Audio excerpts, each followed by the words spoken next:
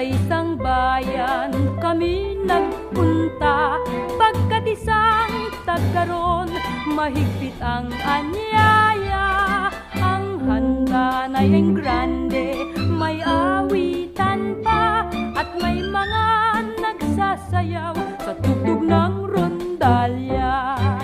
Mayroong nagkukwentuhan na may tuksuhan, mayroong habang uminom ay naghahalakhakan, at may kain pa ng kain, tuloy ang inuman. O sa ganyan ay ano ba ang ibig mo sa buhay? Sa tuwing mayroong fiesta, talagang ako ay nagtataka.